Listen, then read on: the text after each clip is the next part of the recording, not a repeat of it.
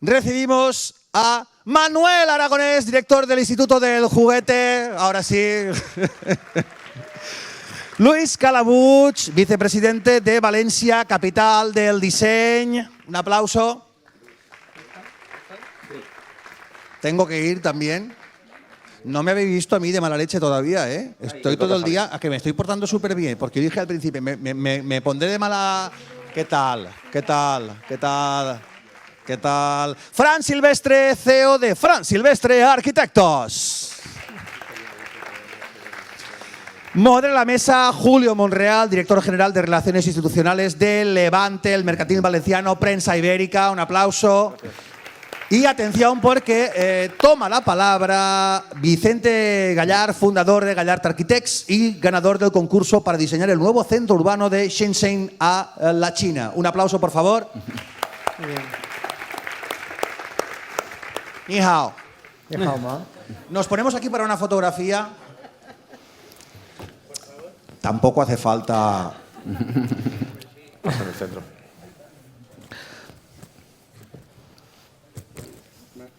Mascarillas fuera. Sonreímos. Mano en la cintura. Posamos alegres. Estamos contentos. Brazos arriba como en el Dragon Khan. Una más, perdón. Muy bien. Muchas gracias.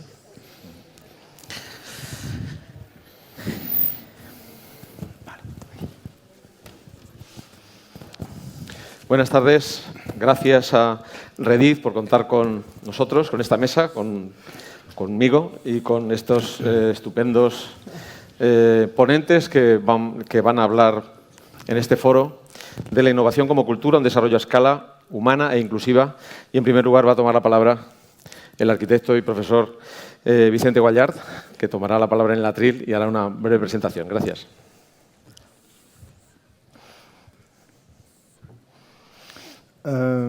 Pues muchas gracias por la invitación para participar en esta jornada con tantos centros de innovación y gente que se dedica a la innovación en Valencia.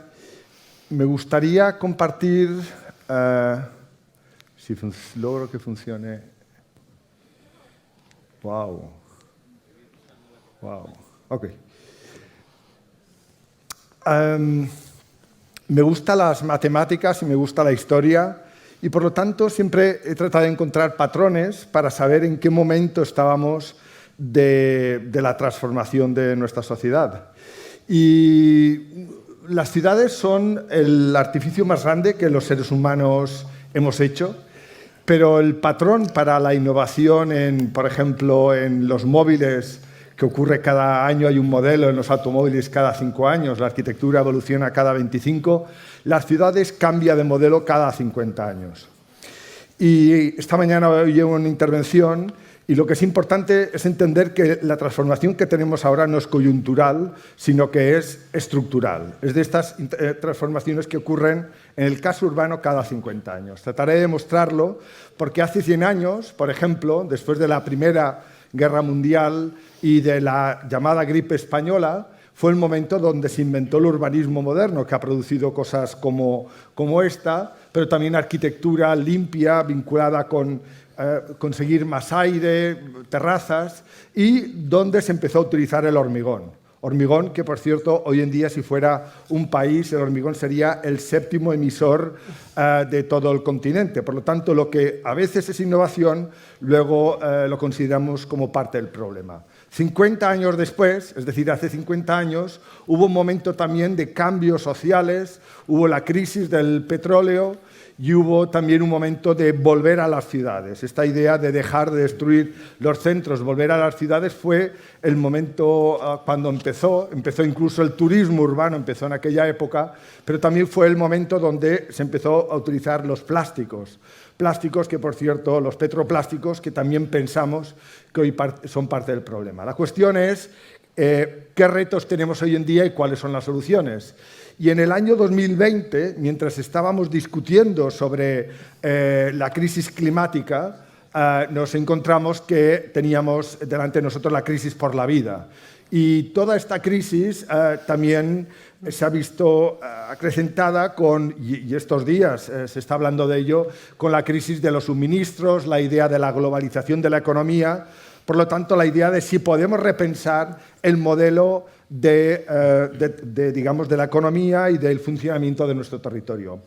De hecho, hace 10 años publicó este libro, La ciudad autosuficiente, donde trataba de ver cómo podíamos los humanos volver a, o cuáles eran las cosas fundamentales que necesitamos los humanos para vivir. Los alimentos, la energía y las cosas. Son básicamente las 3 cosas que necesitamos junto con el agua, evidentemente. Y en este modelo y en esta situación yo proponía la idea de que en el futuro teníamos que producir localmente mientras estamos conectados globalmente. Ya que tenemos redes de información, lo que tenemos que hacer, más que seguir enviando contenedores por el mundo o trayendo gas de Argelia, es pensar que vamos a producir la mayoría de cosas aquí, mientras estamos conectados con una economía de la información. Lógicamente, todo esto hace 10 años parecía una utopía. Hoy hemos visto que la conexión global funciona. Cada vez nos damos más cuenta de la importancia, esta mañana también se hablaban con los bancos, de la seguridad en el futuro, y esta seguridad tiene que ver con la idea de reindustrializar digitalmente nuestras ciudades y nuestros países, y por lo tanto este modelo, lógicamente, este modelo económico tiene una transformación en la ciudad y en la arquitectura. En este caso, si vemos los modelos antiguos de las ciudades centralizadas, descentralizadas o el modelo futuro de la ciudad distribuida, el modelo supercentralizado, Madrid, París, Moscú, Pekín, son ciudades con un centro que van creciendo en forma de huevo, como veis. El modelo descentralizado ocurre principalmente en ciudades nuevas como Dubái o como Shenzhen, y el modelo distribuido debería ser el modelo de la ciudad del futuro, una ciudad donde nos movemos mucho menos. Básicamente, lo que deben es moverse los bits y moverse mucho menos los átomos. Desde este punto de vista, proponemos, por lo tanto, pasar de la ciudad industrial que genera emisiones, que importa contenedores con cosas para funcionar, que trae hormigón desde la periferia para construir básicamente una ciudad que funcione como la naturaleza, una ciudad que funcione como un bosque, una ciudad que absorbe CO2 en vez de emitir, una ciudad que produce alimentos, una ciudad que también utiliza los materiales naturales de su entorno. Y desde este punto de vista, si en el siglo XX los nuevos materiales fueron el hormigón y los plásticos, en el siglo XXI empezamos a trabajar con materiales renovables como la madera industrializada, que significa que los arquitectos no diseñamos solamente objetos, sino diseñamos todo el proceso. La idea de introducir la bioeconomía circular dentro del ámbito del diseño de la ciudad y de la arquitectura. Desde este punto de vista, pues en China, que hasta ahora han estado construyendo esta ciudad que habéis visto, que se inventó hace 100 años, la ciudad moderna, con funciones segregadas, con barrios de vivienda o industriales o comerciales, pues básicamente están empezando a hacer otro tipo de ciudades que se parecen más a las europeas. Y desde este punto de vista, durante el momento más duro de la pandemia, participamos en un concurso donde propusimos un concepto diferente de edificios construidos en madera, pero que además permitiera producir la energía, los alimentos y producir parte de las cosas que las personas necesitan para vivir. La magia de la arquitectura es que cuando tienes una idea le puedes dar forma a través de una nueva representación de la realidad. Y es lo que hicimos aquí con este edificio, estas manzanas, digamos, más a la europea, pero que básicamente tenían también unas terrazas, lógicamente, que en aquellos días nos acordamos de por qué a partir de los años 90 dejamos de construir terrazas, ¿no? Mucha gente tuvo que pasar la pandemia en viviendas sin terrazas o balcones y empezamos a pensar cómo hacer edificios con un metabolismo interno que produzcan energía, alimentos y cosas. Por eso propusimos tener unos invernadores solares en las cubiertas donde se pudiera producir el 70% de un menú vegano que pudiera alimentar las personas en esta comunidad. También con huertos en el espacio central, huertos como algunos que produjimos y propusimos hace unos años y construimos en el barrio de La Torre. pero también la idea de integrar la producción solar en el diseño. ¿No? Un edificio solar no es un edificio con paneles solares escondidos en la cubierta, es un edificio que produce energía y la producción tiene que estar integrada en el diseño, introduciendo conceptos como el Internet de la energía o el blockchain de la energía en el cual estamos trabajando, y también la idea de introducir laboratorios de fabricación o Fab Labs que pueden utilizar las impresiones 3D para producir muchas cosas. Entre otras, a principio de la pandemia, en marzo del año pasado, en España no habían mascarillas y hubieron makers en su casa donde produjeron más de 800.000 elementos de protección para que las personas en las farmacias o en los comercios pudieran protegerse mientras llegaban las mascarillas de China. Esto, lógicamente, no debería pasar en el futuro y, en este caso, estas son imágenes del proyecto. Hace 20 años fundamos un instituto, el Instituto de Arquitectura Avanzada de Cataluña, porque era el momento que llegaba la revolución digital y pensamos que teníamos que educar en la arquitectura e investigar de otra manera. Durante muchos años hemos estado trabajando con robótica, impresión 3D, hicimos el primer puente impreso en 3D en el mundo, en Madrid, junto con Acciona, pero ahora mismo estamos centrados en esta nueva generación de arquitectura que tiene que ver con la biociudad. Y por lo tanto tenemos un centro aquí en el Parque Collserola, en un bosque, donde trabajamos sobre la idea del diseño circular de la ciudad, y básicamente allí hacemos gestión forestal de los bosques y hacemos algo tan insólito como hacer edificios de kilómetro cero.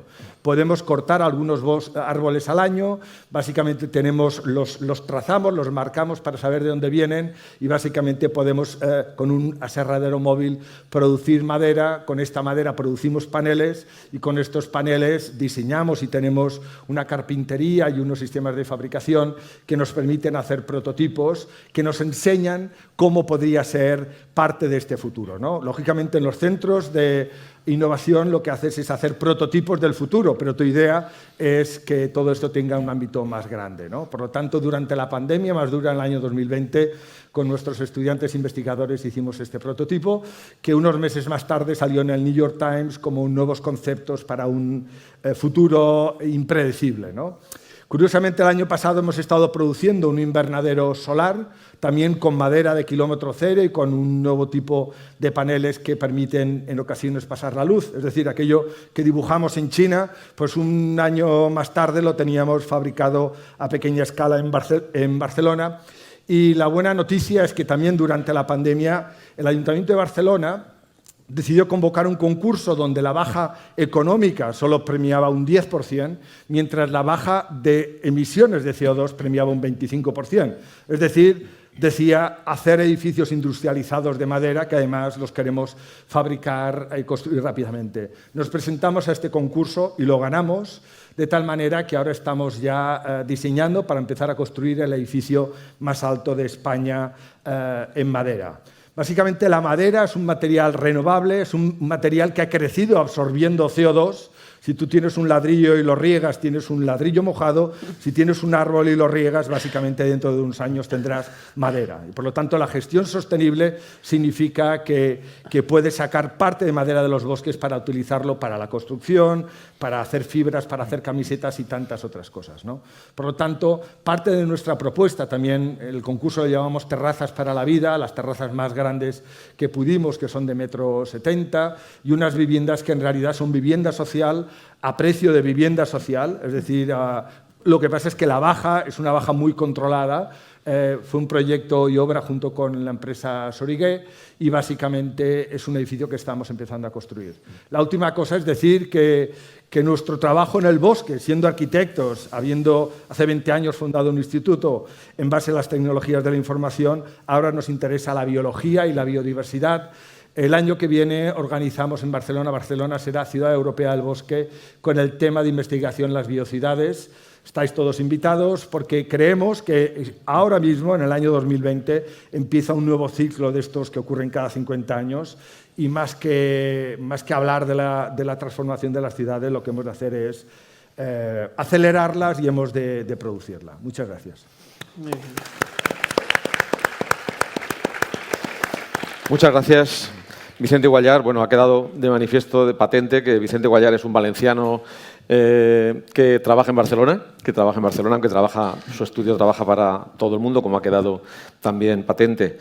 Estamos seguros de que un día, que esperemos que no sea muy lejano, pues podrá acabar ese barrio de Sociópolis que se ve desde la V30, perdón, con esos esqueletos rasquíticos de rascacielos que se proyectaron en 2005 y que siguen ahí, pero que estoy seguro de que Vicente, con ayuda de la Generalitat y de más gente, hará posible, y con la nuestra incluso, hará posible que eso se termine y que ahí, con esos nuevos parámetros, pues podamos tener un barrio como él lo pensó y lo diseñó, que era un barrio similar y que era precedente de todo lo que luego ha desarrollado.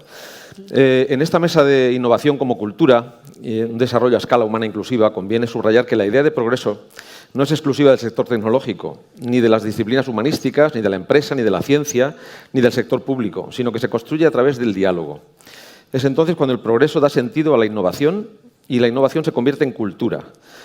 ¿Cómo conciliar todas esas esferas que quieren adueñarse del concepto y lograr que colaboren? Sabemos, como comentaba a los contertulios, que sabemos vender, pero ¿tenemos esa cultura de la innovación? Pues vamos a explorar un poco si la tenemos o qué estamos haciendo para conseguirla. Tengo a mi izquierda a Manuel Aragonés, es el director del Instituto Tecnológico del Juguete, AIJU, que, como a él le gusta señalar, ya es algo más que el juguete. Ya es algo más que el juguete porque es el juguete y el ocio. Entonces, la primera pregunta que quería trasladarle es que, hablando de nueva creatividad y nuevas tecnologías, ambas dos traen un nuevo concepto de ocio, auspiciado por la revolución tecnológica y digital. Precisamente el juego y los espacios de interacción social van a resultar críticos para que no haya una desafección y la transformación tecnológica no se convierta en una herramienta de distanciamiento, sino en cohesión social. Los juguetes, como decía, ya no son juguetes, ahora son aparatos absolutamente cargados de tecnología. Ya los chicos y las chicas ya no jugamos con metralletas ni con muñecas, ahora jugamos en red, con aparatos desde casa, con otros puntos del mundo, y eso es un reto para un instituto tecnológico como el del juguete, que está ayudando a las empresas a hacer esa transformación. Manuel. Exacto. Bueno, primero felicitar a Reddit por estos años. Nosotros hemos ampliado el ámbito de hace años a producto infantil y ocio. El ocio cada vez tiene más importancia en nuestras vidas y yo hablo desde una zona muy industrial como es IBI, que se llama la Gran Fábrica, que son pequeñas empresas. Tenemos asociados 450 pequeñas empresas y, por tanto, que pagan una cuota y que nos consideran su socio tecnológico. Pero, bueno, no quiero hablar solo del instituto. Lo que sí que quiero resaltar, de alguna forma, es que somos un instituto, aparte de esta tradición industrial que están al lado, que somos de bienes de consumo, como es AITES, como es el calzado, como son otros, la cerámica. Y eso da unas características muy importantes o unas diferencias.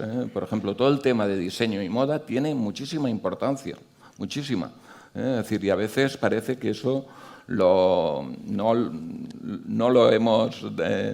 hablamos de nanotecnología, hablamos de biotecnología, de materiales, pero para una empresa de muñecas de O'Neill o de cualquier de aquella zona, donde está la diferenciación es en el diseño.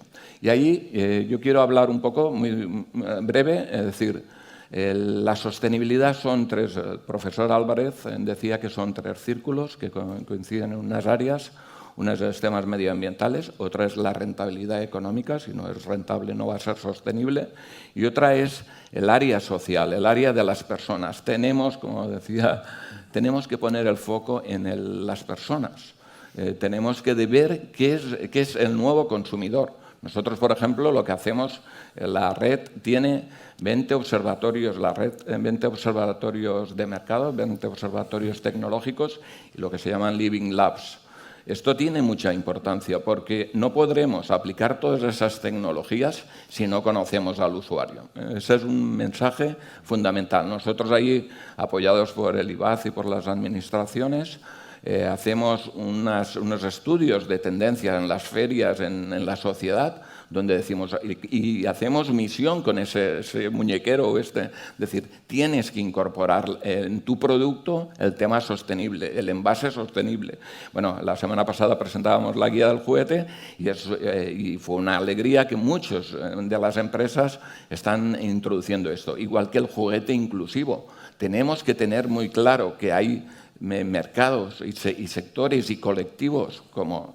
Es decir, esta mañana veíamos el robot con el niño autista. ¿Cuál es la tecnología clave? ¿La robótica? ¿El blockchain? ¿Las redes neuronales? ¿Cuál diríais?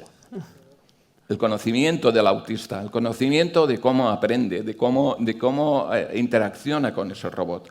Y eso no podemos olvidarlo. Eso es un poco... Eso, desde ahí nosotros tenemos equipos de psicólogos, de pedagogos, de investigadores de mercado que sabemos de la importancia. Conocer al usuario y definir productos y tecnologías que puedan ayudarle a integrarse siendo económicamente rentable, socialmente rentable y medioambientalmente rentable. Claro, antes había una separación en lo que eran, vamos, un fabricante de juguetes sabía de plásticos y sabía de moldes, pero no sabía, vamos, le daba pánico una antena Bluetooth o cualquier dispositivo tecnológico porque además no podía darle soporte. Hoy ya no es así, y además era carísimo, estaban concentrados en unas multinacionales, japonesas, coreanas, hoy ya no es así, hoy el instituto les da soporte en muñecas de reconocimiento de habla, de incorporación de la inteligencia artificial, y vamos con esas, es decir, y además les acompañamos a OCDET y a Libace, a todas las, es decir, oye, no te preocupes que nosotros, pero no es, lo que tenemos que tener claro es que no es una innovación de demanda, mala. Es decir, en gran parte, ojalá fuese, en gran parte es una innovación de oferta en el cual nosotros tenemos que hacer de misioneros para decirles que es posible. Y eso es lo que les ayuda a entrar en otros mercados más avanzados. Hay que seguir por ese camino, Manuel. Muy bien, pues a la izquierda de Manuel tenemos a Luis Calabuig. Luis Calabuig es el vicepresidente de Valencia Capital del Diseño 2022. Saben ustedes que estaba anunciado en el programa la presencia de Xavi Calvo, es el director general, pero por una cuestión de viaje pues no ha podido estar con nosotros y nos acompaña Luis Calabuig, que como digo es vicepresidente de Valencia Capital del Diseño 2022. Luis, me gustaría trasladarte, con la democratización de las nuevas tecnologías que han pasado a estar accesibles a la mayoría de las empresas y de los creadores, el diseño se ha convertido en los últimos años en un elemento diferencial clave, en muchos casos en el objeto de la innovación misma. Me gustaría saber que nos comentaras cuál es el nuevo rol del diseño en la economía digital y cuál es el protagonismo al que aspira una tierra de creadores como la valenciana. Muchas gracias, Julio. Y muchas gracias por la invitación. A ver, hablar del rol del diseño o el perfil del diseñador, hay muchas variables, pero a mí me gusta quedarme con que los diseñadores buscamos, de alguna manera, utilizar, ser una herramienta para satisfacer nuevas necesidades, ¿no? Este mundo que está cambiando y que lo vemos, que está cambiando, necesitamos amoldarnos a él. Entonces, de alguna manera, esta innovación, muchas veces no tecnológica, vinculada a la persona, es la que nos preocupamos de alguna manera de traducirla a todos, ¿no? Hay un libro que se llama Diseño Rentable que escribió Xenia Viladas y ella habla en torno a la marca, pero que puede ser aplicado totalmente a la industria, de los vectores de visibilidad, que es el vector de producto, el vector de comunicación, el vector de espacio. Y yo muchas veces pienso que a lo que nos dedicamos los diseñadores es a compensar esos vectores, en que la marca o la empresa de alguna manera le dedique la energía y la innovación al diseño de producto, pero a veces a cómo contamos ese producto y hablamos de comunicación y dónde encontramos ese producto, ¿vale? Que sería vinculado al espacio. Al final de lo que se trata es de conectar los nuevos productos que se surgen con las nuevas necesidades con el usuario, obviamente, porque hablar de diseño implica necesariamente hablar de personas. La ingeniería desarrolla muchísima innovación, pero muchas veces esa innovación está vinculada entre las cosas y las cosas. Y nosotros, desde el punto de vista de diseño, nos preocupamos de vincular esa innovación a las personas, ¿no? Entonces, ese sería un poco el foco. Entonces, independientemente de que haya nuevas innovaciones o más tecnología, lo que nos preocupa es, en cierto modo, humanizarla, ¿no? Y que de alguna manera el usuario no la perciba de algún modo, ¿no? Que permee, ¿no? Ese sería un poco el resumen. Perfecto. Humanizar la tecnología es una de las funciones del diseño, desde luego, y Sí, seguro que tenemos ocasión durante todo el año que viene de disfrutar de un programa intensísimo que vais a desarrollar en la capitalidad mundial del diseño y que si pasa desapercibida, porque el diseño pasa desapercibido y se integra, será la mejor manera de que triunfe, ¿no? Supongo, por lo que dices. Efectivamente, pero también la capitalidad en concreto hace un poco al revés, ¿no? Lo que estamos buscando es funcionar como altavoz, precisamente de lo que podemos aportar el ecosistema de industrias creativas a esta innovación, precisamente por la idiosincrasia de España con este tejido industrial de pymes que hemos estado hablando durante todo el día, que muchas veces no puede absorber esa innovación, que necesita mucha inversión tecnológica, para eso están los institutos tecnológicos, como se ha hablado, pero muchas veces las propias empresas sí que pueden llevar o ser autosuficientes con una innovación no tecnológica vinculada al diseño, ¿no? Entonces, ese es uno de los elementos que queremos que permee a la sociedad, que permee a las instituciones con la propia capitalidad, porque ahí en realidad lo que buscamos es que llegue a todo el mundo, a la sociedad, lo que podemos aportar, ¿no? Sí, sí. Perfecto. A la izquierda de Luis está Fran Silvestre. Fran Silvestre es arquitecto, es CEO de Fran Silvestre Arquitectos, el responsable de su estudio. Fran, me gustaría trasladarte lo siguiente. Todos los avances tecnológicos deben desplegarse a escala humana, respetando, eso sería lo deseable, respetando los objetivos de desarrollo sostenible y la protección del medio ambiente, porque de otro modo se introducen en beneficio solo de una parte de la sociedad.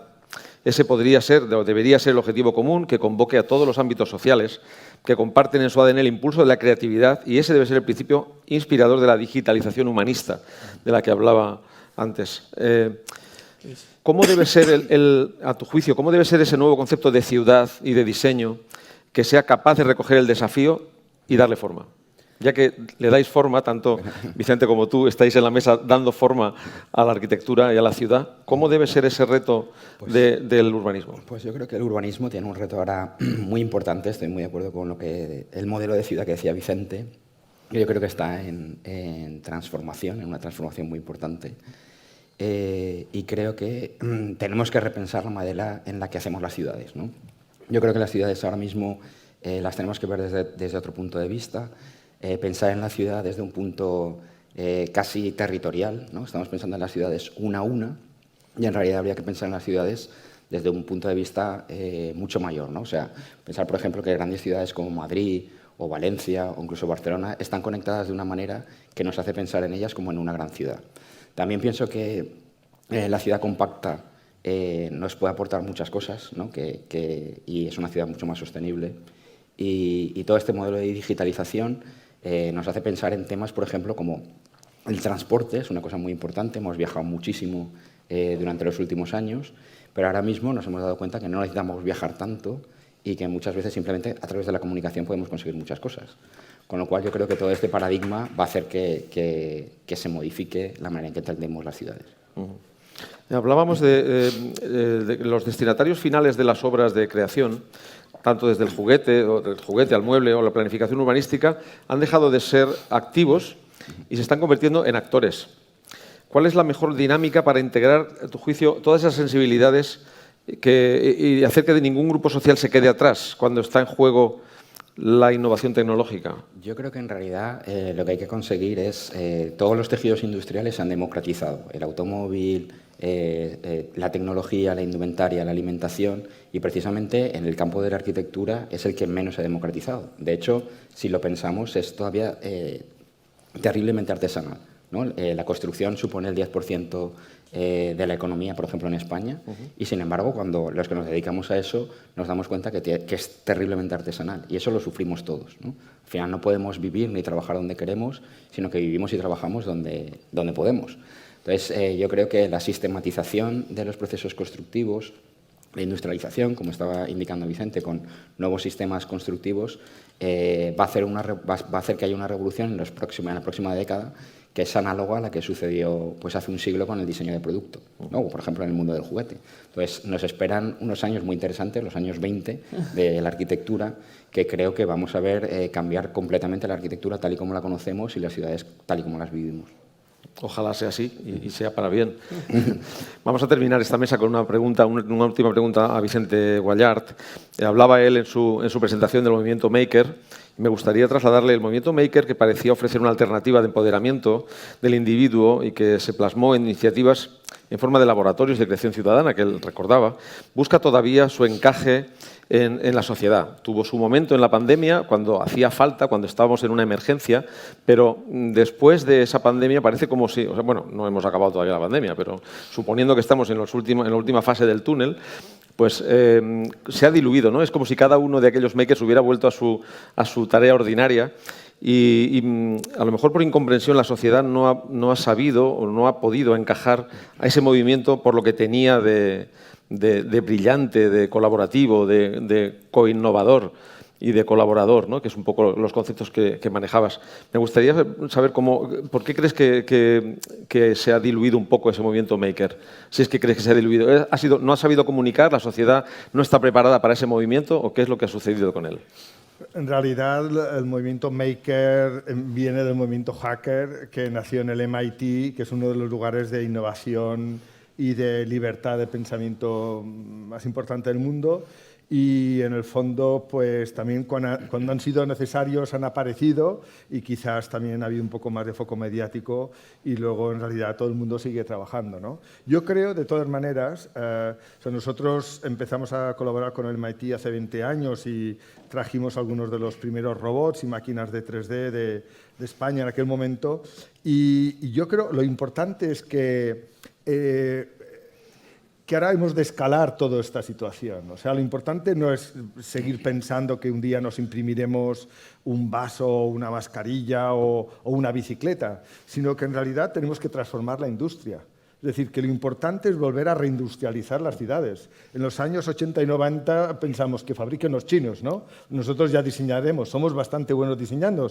Barcelona y seguramente en Valencia se produjo gran parte de este error. También en América hicieron esto mismo, ¿no? Los iPhones los fabrican los chinos, ¿no? Y solo hacen chips los taiwaneses, lo cual empezamos a ver que parte de la economía está en poder decidir nuestro futuro. Y por lo tanto, no es tanto una cuestión de nacionalismo y de cerrarnos y de autarquía, sino más bien una cuestión de ecología y de empoderamiento de lo local. Por lo tanto, yo recuerdo en Barcelona habían a principio de siglo más de 20 fábricas de automóviles en el centro de la ciudad. Ahora ya no queda ninguna fábrica española, ninguna fábrica.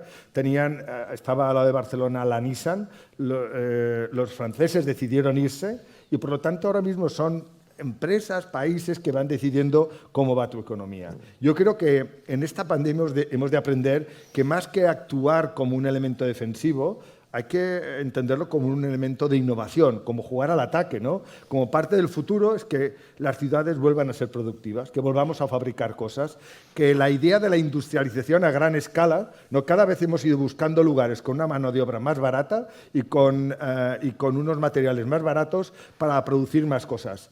Claro, lo siguiente ya es Marte, o sea, es que ya no hay más, ¿no? Después de Bangladesh, ¿qué queda, no? Ya queda África, ¿no? Y claro, África se la están quedando los chinos. Yo la semana pasada estuve en Camerún porque estamos haciendo ahí algún proyecto para intentar que usen la madera africana en África, ¿no?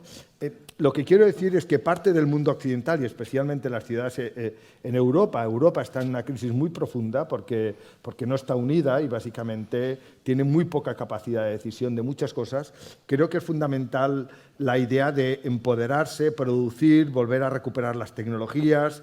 El tejido empresarial que hay aquí en Valencia es genial, ¿no? El mundo del juguete, el mundo del calzado, ¿no? Cuando parecía que todo esto se iba a disolver, a partir de la innovación se ha vuelto a recuperar parte de este liderazgo. Yo creo que el movimiento maker se ha de hacer mayor y ha de empezar a jugar en la industria de una manera positiva, pensar que toda aquella gente que cree... El otro día leía una noticia que una lavadora la lavadora necesitaba productos que venían de 8 países para poder fabricarse. Claro, esto es un error. Habéis visto el barco en el canal de Suez bloqueando la economía, ¿no? Por lo tanto, el movimiento Makers ha de ser maduro y hemos de pensar la economía de una manera diferente. Hay que fabricar aquí lo que se pueda.